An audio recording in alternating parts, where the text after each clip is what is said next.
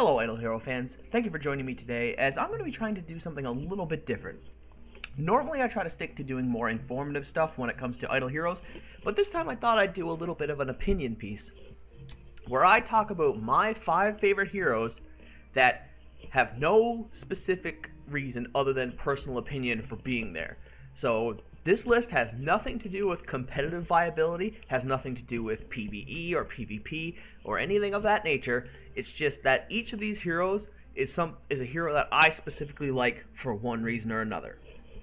So let's start with number 5. And number 5 is Emily. Now Emily's a bit of a weird one here because she's actually a character that I've never had, but for some reason I really like this character and what she's meant to do. Her first ability is an active ability that deals 90% damage to all enemy units and increases speed by 25. And this is one of the main reasons that I like her, is that in theory she seems to hold up incredibly well against teams that are like maxed out. So 9-star teams versus 9-star teams, she would be very strong because she allows you to go first. Now her speed is not that high by itself, but she does get a bonus here of 30 speed and 30% HP, which is included here. So even though she's 786, that's plus the number she has there, and plus the fact that you can get extra speed from the guild tech tree. Now, that's something a lot of people don't incorporate because not a lot of people have really invested into the priest side of the guild tech tree, but getting that extra speed makes her exceptionally fast. And I'm pretty sure she's like the 2nd or 3rd fastest hero in the game with that bonus from the tree. So she gets to go first in most situations, which means she'll be pumping up your teammates' speed and making them go first as well. Her third ability is her normal attacks hit 3 units, doing 70% damage. And this is another reason why I like her. That being, her ability hits all enemies and her attacks hit multiple enemies. So the units that are in the 2nd slot are generally not as safe as they normally would be. And the 2nd slot is usually where your opponent's biggest threat is going to be sitting. So if you can find a way to hit that enemy, you're in a lot better shape than most teams are. And Emily really helps you do that. Now her last ability is also awesome in my opinion. The ability to power up your opponent or your allies by 22% attack when her HP drops below 50. Now, as I've been pretty vocal about, I generally don't like these abilities where your HP drops below 50% kind of stuff, but because this is buffing her allies and not just her, it really doesn't matter what her state of HP is like when this happens. So if she gets hit below 50% HP and then dies in the same turn, it really doesn't matter because 5 other units are going to be powered up because of this. And that to me is just awesome. She's going to make units hit so much harder and do so much more damage. So I just feel she really benefits teams exceptionally well. And if it wasn't for Rosa being just a little bit over the top when it comes to his damage reduction, she would be number 1 priest. And she is my favorite priest. Okay, so let's go to number 4. Number 4 is actually a little bit of a weird pick again, and that's Thale. I should probably look at the 6-star. Now, Thale is specifically a hero I like, despite the fact that she is absolutely pretty bad in, like, 9-star combat. Once you get to 9-star teams, Thale's HP is just miserable. Now, recently they did buff her so that her heal does more, but still, Oramus is just a straight-up better version than Thale. Now, the reason I chose Thale, though, is because when I first started this game many months ago, she was a character that really helped me get through the campaign and the tower, because when you start this game, the heals are actually incredibly powerful. The ability to sustain through damage is invaluable when your opponents can't kill you in one shot like they can at 9-star. So before people really get to that point where their units are overpowered, Thale was a beast. And healers like Oramus just didn't exist back then, so she was the best option for a healer for a long time. I think Gurk probably could have kept up with her, but Gurk was super rare, being a light unit and not many people having spent the money they did now, as well as the fact that you could get Thale as a 4-star and level her up to a 5-star. That was just amazing. She was a great priest you could get early game that would help you power through, especially the PvE side of things, the tower and the campaign. She was amazing for it. Now, her abilities are pretty simple. Her attack just heals.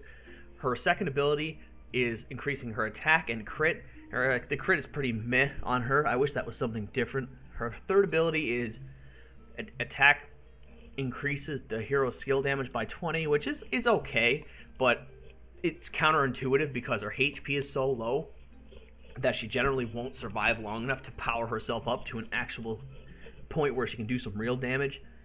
And Fate Resistance is kind of a unique one where it says when HP reaches 50% or below, adds a critical strike mark to the enemy.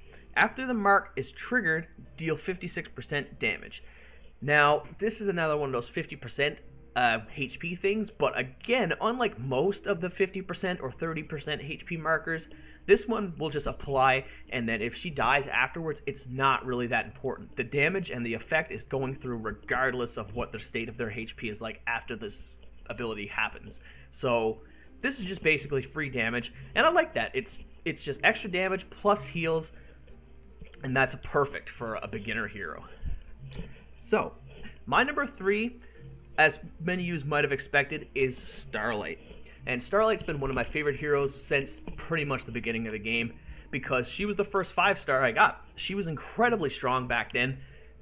Not many people even had 5 stars, and no one really knew of like the really overpowered heroes. I remember on server 4, units like Demon Hunter didn't even show up until like 2 and 3 months into the game. No one had her, and the people who didn't level her up because they didn't realize how strong she was. So units like Starlight were just taking over the meta, and she really was what powered me through. Her and Thale together were able to carry me through so much back in the beginning of the game. And I feel that'll probably be the same way with the private server, but it won't specifically be with Starlight because the game is so accelerated that you'll have other 5 stars before you get the one from the monthly daily login thing. But it'll still be a combination of a healer plus a high damage mage, which will power you through the like campaign and the tower.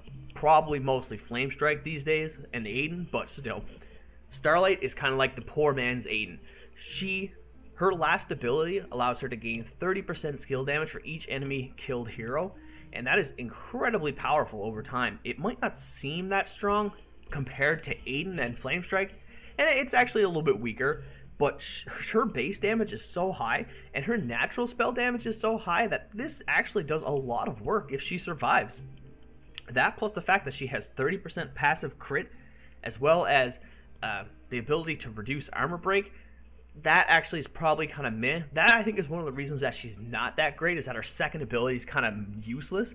If instead it was her attacks reduce their armor instead of armor break, that would be much better. But instead you kind of have this anti-assassin thing but she doesn't really hit assassins that often, so it's counterintuitive. It doesn't fit in with her theme, but still, she did a lot of damage for me early in my like, I guess, what would you call it, playtime for Idle Heroes. And her icon is still what I use to this day on my main account. I think I have that active over here, actually. Verifying account. Well, that's great. Okay, well, forget about that. Anyway, I still use her 5-star icon as my account's main avatar because she was my favorite character for a long time. Thematically, she looks awesome. She reminds me of the MapleStory level 90 mages. If anyone knows what I'm talking about from way back years ago when I used to play MapleStory, she looks very similar to a level 90 mage would have back then. And she was my first strong unit, so there's a particular fondness for her. And number 2 is Demon Hunter. Now, I brought up Demon Hunter earlier because I said that like a lot of people didn't realize how strong she was. But in truth, I think a lot of us did, especially people in my guild. We had talked about her for a long time. I remember me and a person named That Guy Exo had specifically had conversations about how strong she was, and like if one of us could get her to like 8 or 9 stars, she would be amazingly useful. And turns out we were right. Soon after people started to get her and realize how strong she was, she became a staple, if not the most powerful unit in the game for a while. And that's because of her incredible crowd control. Her ability has a 50% chance to silence a target, and it hits all targets. So that is incredible. You're averaging 3 silenced units per attack or per ability. That is half your opponent's team that cannot do anything, or cannot do their ability, which is the bulk of their damage. So she is absolutely amazing.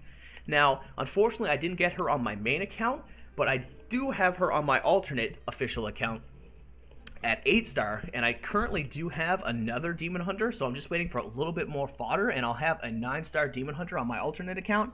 But for now, she's stuck at 8-star, but she still does so much work with that silence. She's really fast, considering she has 822 speed, so she's right up there with the fastest units in the game.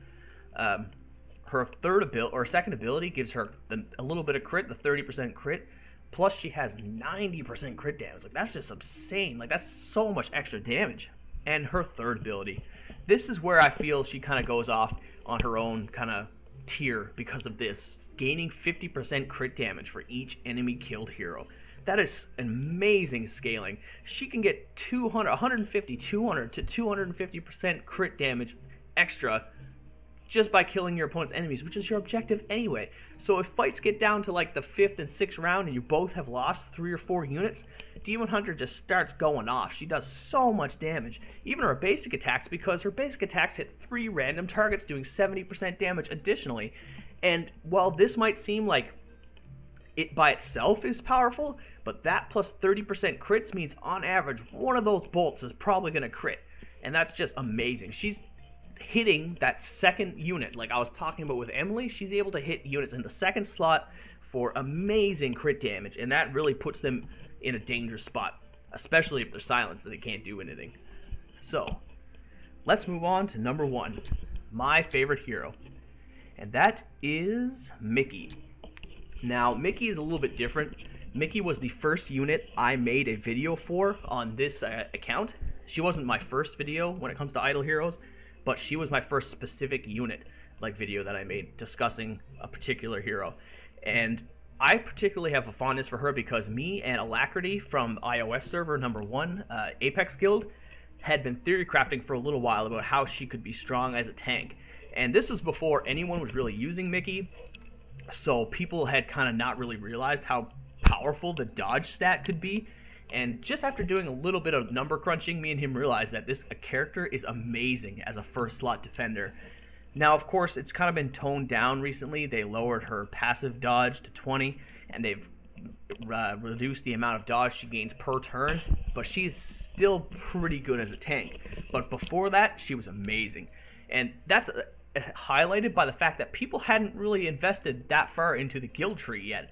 And if you do not invest into the guild tree to the point where you get the extra hit chance on your mages and heroes like that, you are going to miss so much against Mickey. It is not unreasonable to imagine a Mickey that starts off with turn 1 with 70% dodge to 80% dodge by turn 2. And that was so hard to deal with. Can you imagine missing 3/4 of your attacks all the time? And plus, if they have like a Demon Hunter hitting you with a 50% chance to silence half your team, most of your team's damage is gone. You'll almost be doing nothing all the time. And that was just such a strong tactic for such a long while. But it seems like the developers didn't really like the mentality of that, and I guess it is kind of like hard to deal with. There's not really much counterplay to it. They've kind of introduced, they changed Lutz so that Lutz now is really strong against her, and mages and specifically he's also good against, so he fits into the meta, and he's good at hitting Mickey. Bloodblade has come out, and he is amazing at taking out Mickey, as well as, like I said before, the amount of hit that you get from the guild tree kind of counteracts her, as well as the nerfs. It's just too many things have come down on her. Now, she's still a strong frontliner. You can still start off with like 50% dodge on turn 1 and scale pretty quickly into like 70 and 80% dodge, but she's just not quite the frightening force she was before. Instead of being the top tier defender, now she's probably only a high tier, but she's still awesome. And I'll always find her as one of my favorite heroes because I kind of feel like she was the shift from me playing casually to playing competitively, when me and Alacrity sat down and realized that there are certain heroes you can use in this game in ways that people haven't quite conceived of yet that will change the meta. And that's what it did. Like, me and him might not directly be responsible for changing the meta, but Mickey definitely was. So we're kind of proud of that. Anyway, guys, I'd like to thank you guys for watching, and let me know what your top 5 heroes are in the comments below. I may be doing a follow-up video to this shortly about my 5 least favorite heroes. So if you guys are interested in that, leave a thumbs up. And thanks for watching. Have a good night.